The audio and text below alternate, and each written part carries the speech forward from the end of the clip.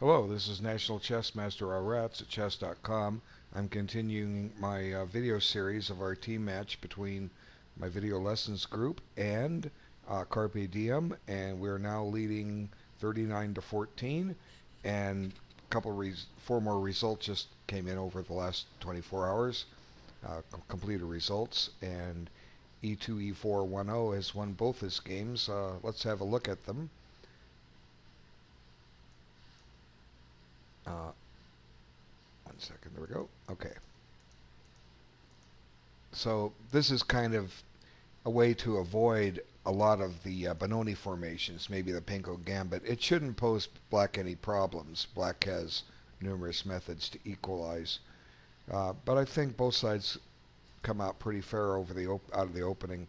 Now, one drawback, let's talk about this. One drawback with black making this exchange is black is opening up the diagonal for the bishop, which white has voluntarily closed. Usually when you do this, I'll show you what you want to do next.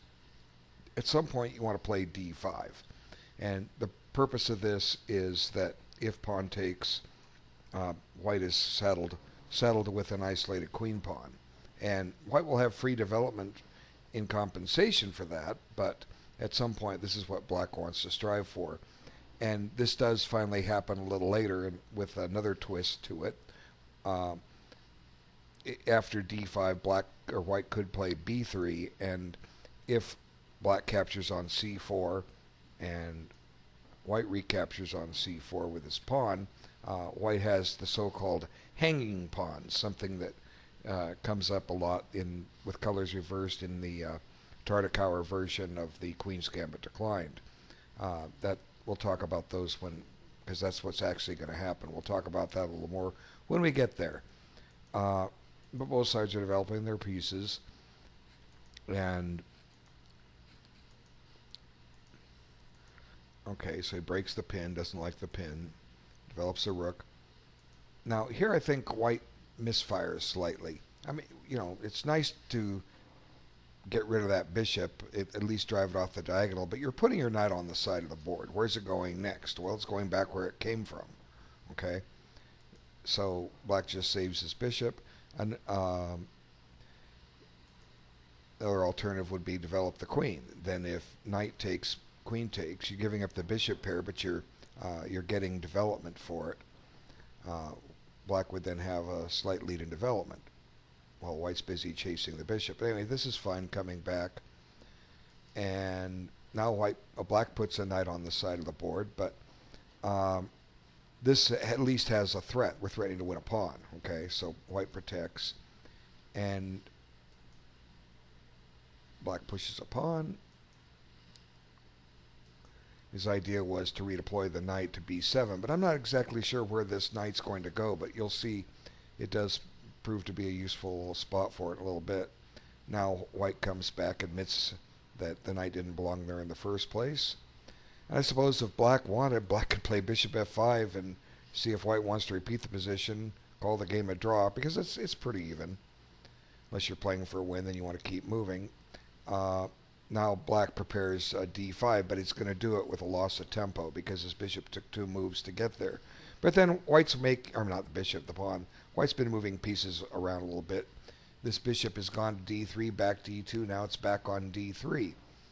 And now comes d5, and again, here actually white could take this. It might not be bad. He's going to give black an isolated pawn too. Now let's kind of take stock of this.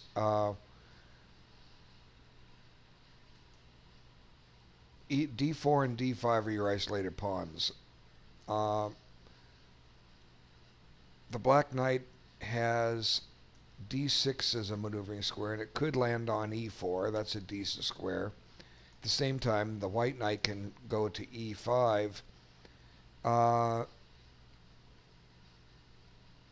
Possibly a slight advantage for white here. Let's see. Here's what I'm looking at. Rook takes, queen takes. The idea is what I've just done is I've traded for white. I've traded the passive rook off for the active rook. And It's not much, but it's something. And White could continue with maybe Queen C2, trying to penetrate to the 7th rank. Uh, yeah, White looks a little better here, ever so slightly. Okay, but White misfires this game really quick. You're going to see what's going to happen here in a little bit. Uh, I don't know why he wanted to trade this bishop off. Well, it is arguably it's White's bad bishop. It's hemmed in by this pawn on d4. But just develop this rook, or do what I suggested. Both of those are better plans. Uh, on pawn takes, maybe let's look at this one more time. Maybe black shouldn't be so greedy, trying to hope to keep a blockade. Maybe just take back with this pawn and keep the file closed. This e file, because that's something that White gained a little bit from. This is probably about even. Note that though White's slightly ahead in development. It's White's move here. He can put the rook on e8, e1, and there's two undeveloped pieces by Black. Black is a tempo and a half behind. But still, it's a pretty even game. It's not much, but a tempo and a half. Pretty soon you can get a little bit more. Anyway, and with all the zigzagging these pieces have done, it's hard to see where the tempo's been lost. This knight on b7 has gone to c6.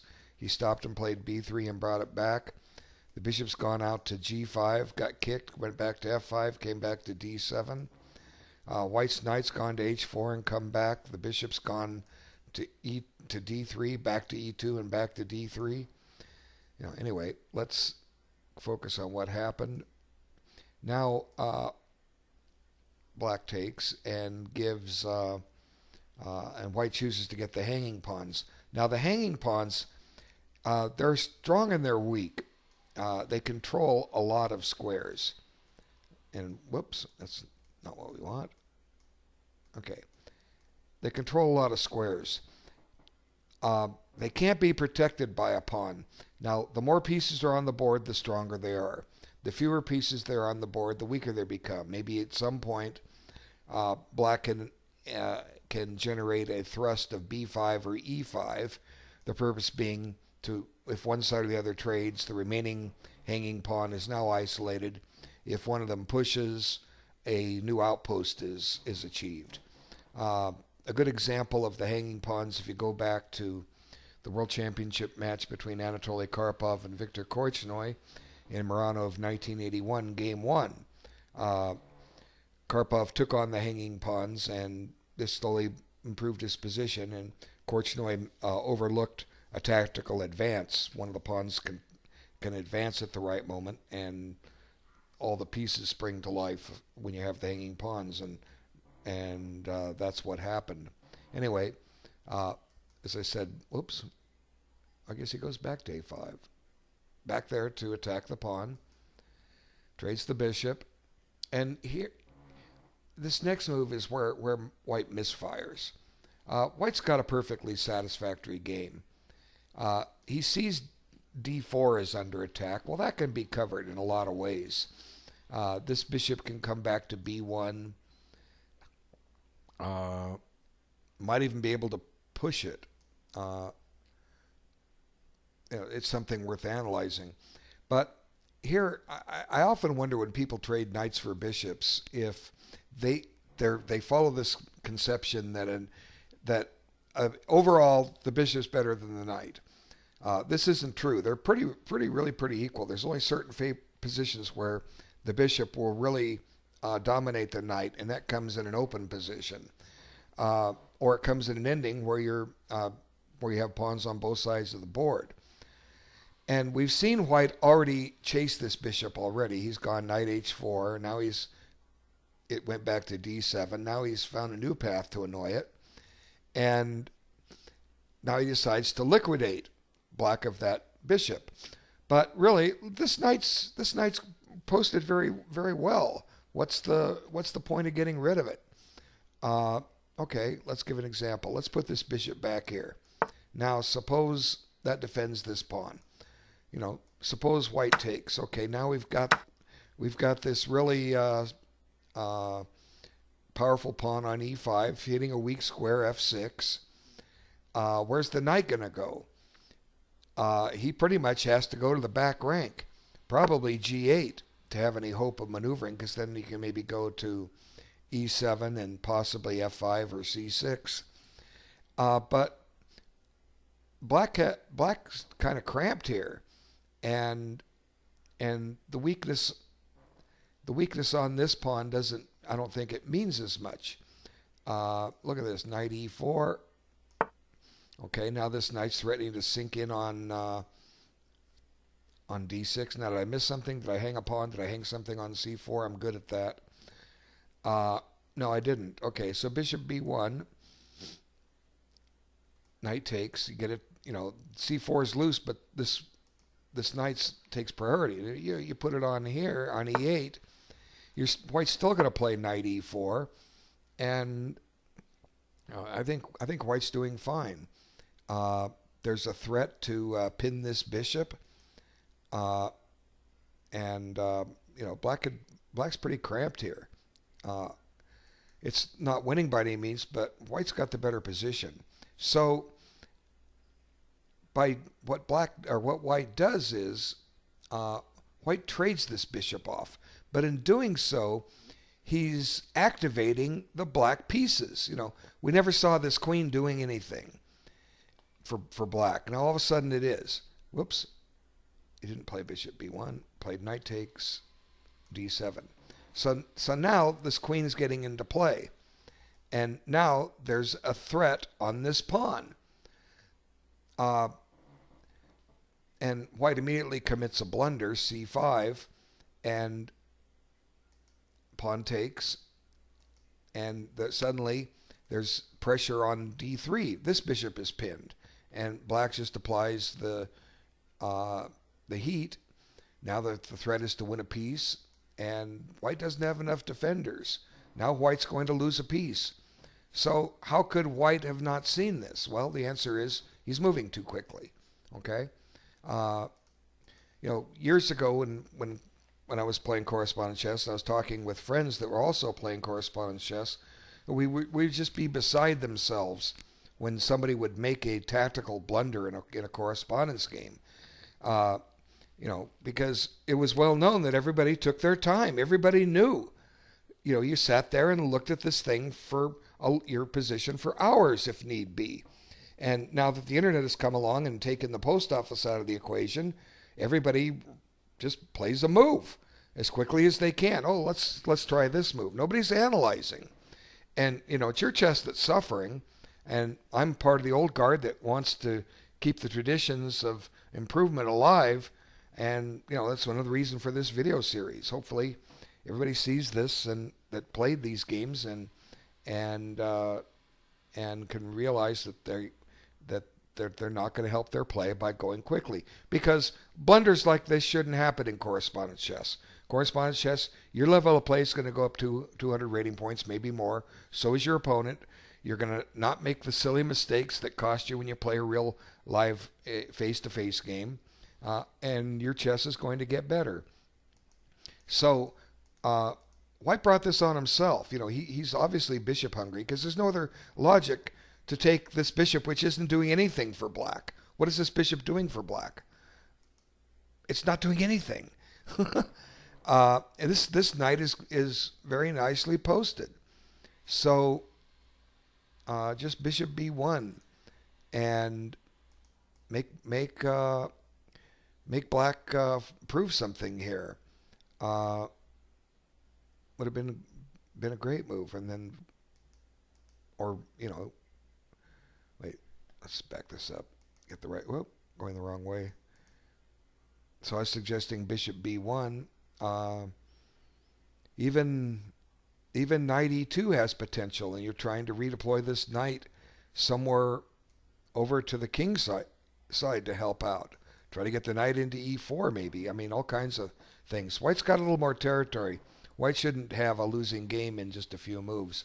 Anyway, enough of this one. Let's move on to the next game between the two. And, well, I don't know why it starts games out somewhere in the middle of them. It's just maybe when they get version 3, this will be gone. Okay, here we have a closed Sicilian, and closed Sicilian is when white doesn't play d4. But black should usually equalize against this, and here he's doing the correct thing, gaining space on the queen side, and white's trying to launch a king side attack. And I think that's a little premature. White's development isn't complete. Get the bishop out to e3, bring the queen over the king side, g3 maybe, h4, whatever. Get the queen rook into the game, then go for what kind of break you want to run. But what happens is black makes a weakening move. He's trying to punish this move. The simplest thing to have done would have been to leave that pawn there and develop something. Let's put this rook into play. Let's put this queen on a diagonal where maybe we're threatening to win something. C4. Queen c7 would have been maybe possible. Because what happens is white embarks on a faulty sacrifice here. Okay, white's giving up a piece for 2 pawns. Strategically, now black has a winning game. But black is going to go on to lose this game, and we'll see why as we go forward. Really, there's not enough of an attack here to justify doing this. White's development is not complete. I was just talking about getting him into play. But so h6 did create a weakness. That's why if white's going to do this, don't weaken your position. Develop something, let him do it, and you'll have all the stronger position. But black doesn't kind of succumbs to the task of defense here, although I think he did a fine job for a while. Here he's trying to force pieces off the board, and now maybe white's trying to do some kind of a sacrifice down here on h6. Black stops that, and black's getting ready to get some more pieces off the board here, and there's not much white can do about it. There goes one bishop. There goes another bishop, and essentially black should win this. I know there was one key point when black missed a nice combination to win this. Let's see. Is it not yet? Okay. No, here it is. The winning maneuver is to play knight g5. This attacks the queen. So the queen's kind of limited where she can go. Okay? Now let's just try g3 for the fun of it. Okay, now comes this check. Whoops, we're attacking this. So you need to take, and now we're going to take this, and now we pick up the rook. Now black, I think this just simplifies nicely in well, let's see. Right here, you've given back the piece, but you're up the exchange. This knight's going to entrench itself here eventually. I don't know. I was looking at this, thinking it did better. Let's see, Queen G5. You need to move the queen with check. This is pretty much forced. Now this is coming with or without check. The question is, do you move the king first, or do you find a new home for the rook?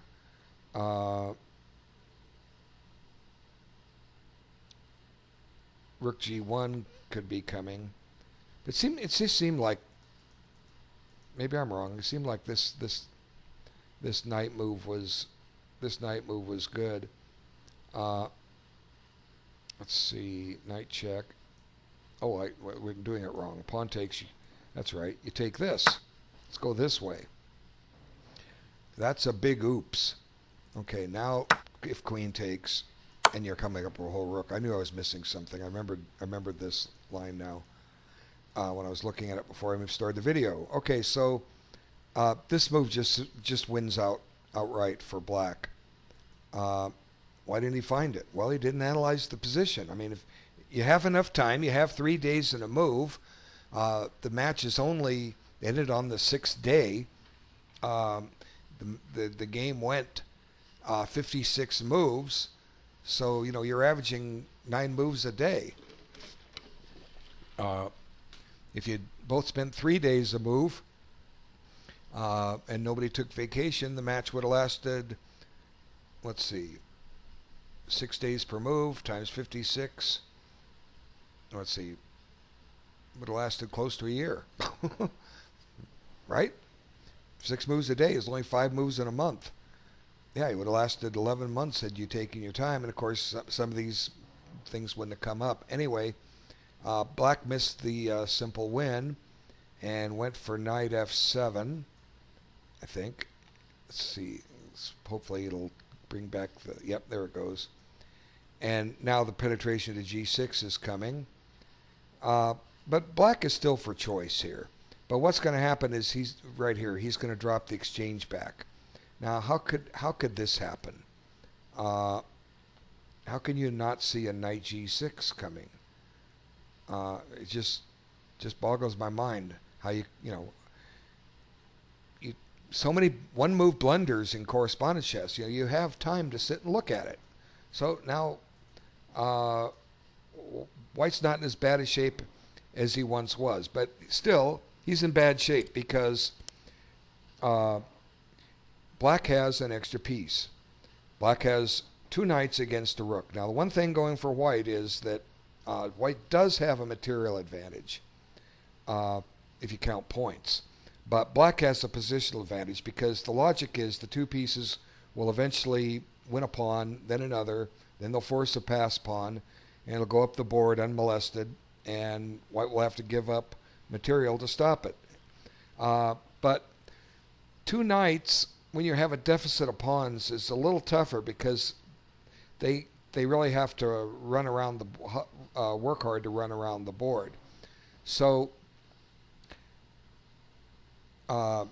what should Black do to win this? Because I still think theoretically Black is winning. Well, the idea is to get this position as close as you can and get nice outposts for those knights. Don't open up lines. Okay, now that creates a weakness on d3. So the first thing we want to do is try to get a knight on e5. That's a great square for a knight. Okay, but this is the wrong approach, trying to open up lines, I think. Keep the position closed. Okay, now didn't go the path to get to e5. Now this creates a weakness on g5. Okay. Now it's natural to want to take the 7th rank, but White has resources here, so he comes back, and now finally he's headed knight into e5. There it is. Okay, good. Now the g4 square looms in, so let's get one knight in there, get the other one to f6 maybe, or get this one to f6 and into g4. Maybe White can kick him out at some point, but you got to get this position closed. And here comes d4. Now we got the c4 square. Okay, now back on the 7th. It seems natural, but now these lines are opening up and helping White. Now the rook's power is magnified, and look at this poor knight over on h7. It's not doing a thing except taking away a flight square from the Black king. And now he gives up a pawn to activate his rook. White's looking better and better here. This pawn's getting ready to run. These pawns are weak. Okay, here comes the check. Now the knight's pinned, opening up the king position. Now he has to pretty much swap queens. And now Black actually has a material advantage, but White's got a very mobile rook, and it's going after pawns. And probably what Black should do, well, Black can't play it. Black would like to play knight here so that he can bring a knight in there and hold a blockade. Well, he can't. The knight's pinned. See, that's the fault because he didn't get this knight activated. So white's starting to get the advantage here really quick. And now we reach a position where the slow-moving knights just can't compete with that pawn on over on a2. And it starts coming up the board. See, those knights are too far away. And that pawn is just off and running, and white's pretty much winning this now. And black tries to stop it, but in doing so, he loses a piece. So the key way back when black gave up the exchange was to keep this position blocked up so that the knights could find squares and the rooks couldn't. And then you look for a way to open up lines. Anyway, congratulations to E2, E4. You won both games. You helped the team. And thanks all for watching. Take care.